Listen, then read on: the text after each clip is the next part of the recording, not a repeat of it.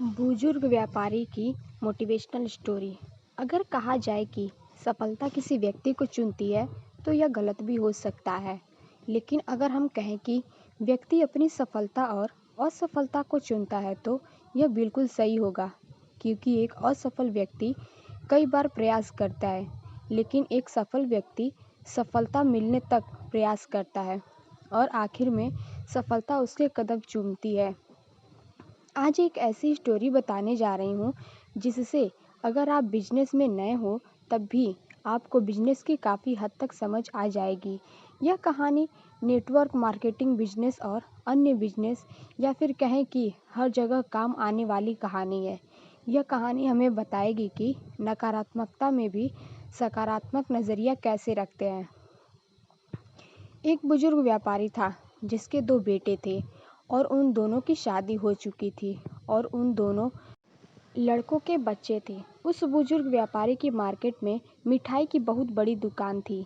उसी दुकान पर उसके दोनों बेटे भी काम करते थे, जो अपने पिता की मिठाई की दुकान चलाने में मदद करते थे।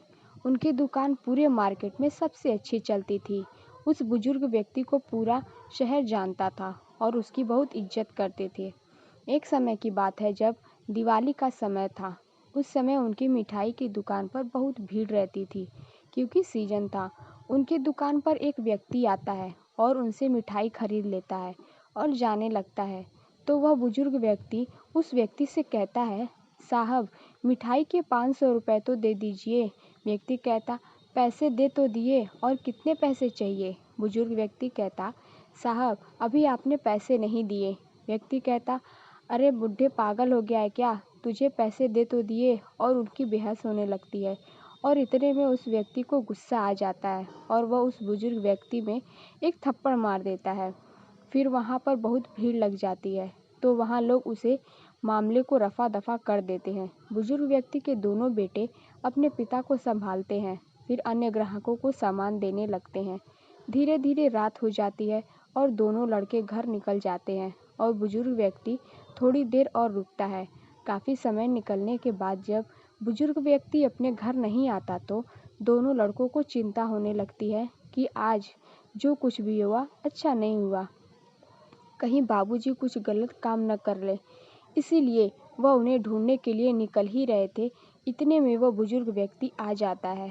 बेटे कहते, कहाँ गए थे आप? बुजुर्ग व्यक्ति कहता, मैं उस व्यक्ति को मिठाई देने के लिए उसके घर गया था जिससे आज झगड़ा हुआ था। बेटा कहता, आप उसके घर क्यों गए थे? बुजुर्ग व्यक्ति कहते, आज मैं तुम्हें बताता हूँ कि बिजनेस कैसे किया जाता है। बेटा कहता, मतलब? बुजुर्ग व्यक्ति कहते, जो होना था वो तो हो ही गया। फिर मैं उसके घर गया और मैंने उससे बोला कि सर मेरी गलती थी। जब मैंने हिसाब मिलाया तो सब बराबर निकला। फिर मैंने उसे मिठाई दी और वापस आ गया। बेटा कहता, एक तो उसने मिठाई के पैसे भी नहीं दिए और आप उससे घर जाकर माफ़ी मांग कर आ रहे हैं। बुजुर्ग व्यक्ति कहता, तुमने बिजनेस करना तो सीखा ही नहीं। अगर आज मैं उसके घर नहीं जाता तो वह दूसरी जगह से मिठाई खरीदता और पूरे मार्केट में हमारी बुराई करता, जिससे हमारी दुकान की वैल्यू गिरती। लेकिन अब वह हमारी बुराई नहीं करेगा और हमारे पास से ही मिठाई खरीदेगा। बेटा कहता, लेकिन हमारा जो नुकसान हुआ उसका क्या? बुजुर्ग कहता, उसको जो करना था उसने किया, लेकिन अब धीरे धीरे उससे पैसा कैसे निकालना है ये तो मुझे पता है। अब वो आएगा तो हमारे पास ही। इसे कहते हैं व्यापारी। चाहे कितनी ही बड़ी समस्या क्यों न खड़ी हो जाए, लेकिन एक व्यापारी हमेशा अपना फ़ायदा ही देखता है। इस कहानी की सीख सबसे ज़्यादा जो अहम है उसके बारे में सोचना चाहिए। हमें अपनी सोच को सकारात्मक रखना चाहिए। जिस तरह उस बुजुर्ग व्यक्ति में नकारात्मकता में भी सकारात्मक विचार रखा, उसी तरह हमें भी हर परिस्थिति में सकारात्मक नज़रिया रखना चाहिए। तो दोस्तों, कैसी लगी आपको ये कहानी? अगर मेरे चैनल पर नए हैं तो मेरे चैनल को सब्सक्राइब कीजिए।